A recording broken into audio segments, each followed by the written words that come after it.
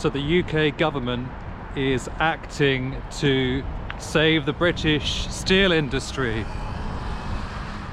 Now, the company British Steel has been owned by a Chinese firm since 2020, and I found this article this morning,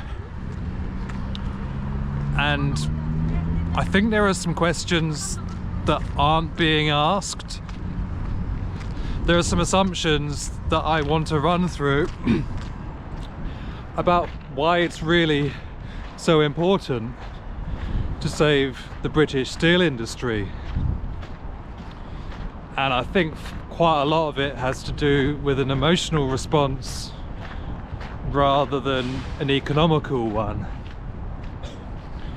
So what's actually happening is that the Chinese firm that owns British Steel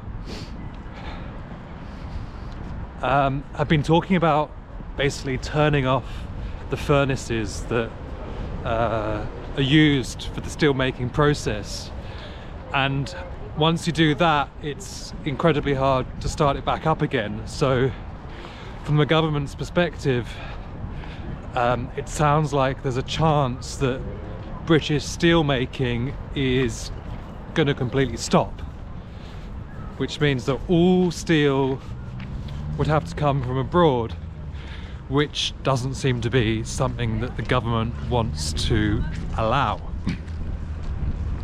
So when I saw that, and then I saw what the government did next, which was basically to pass an act of parliament to force this parent company called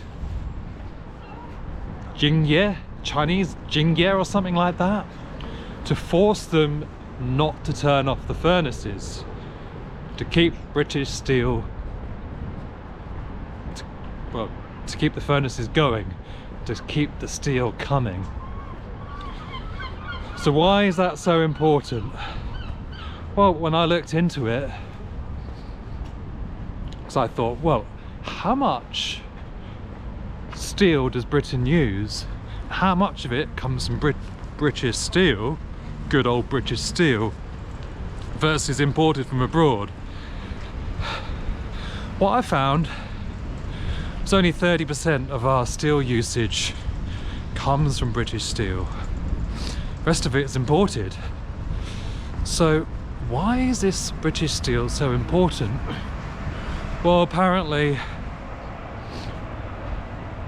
the steel that comes out of the British Steel plant in, I think it was in Scunthorpe, is a special type of steel that's used a lot on the rail network here in the UK. So it's kind of like a special grade, and yeah, it got me thinking, like, why don't they import that from abroad? And I think part of the reasoning that Network Rail, who's in charge of the railway, don't import it is because, well, they want to use a British product. I mean, the railway is, you know, it's a very emotional thing in Britain, because this country was the first, if not one of the first countries to have a large railway network. So the idea of getting steel for our, you know, important railway network from abroad is probably something that people in charge don't want to do. So it's like an emotional reaction. The other side of it that I had to consider was the fact that the government doesn't want to turn off British steel production as a kind of national defense, national security perspective. And what I mean by this is, let's say we relied on China for the majority of our steel. If things go south with the relationship between the UK and China, then what does that mean for the steel imports?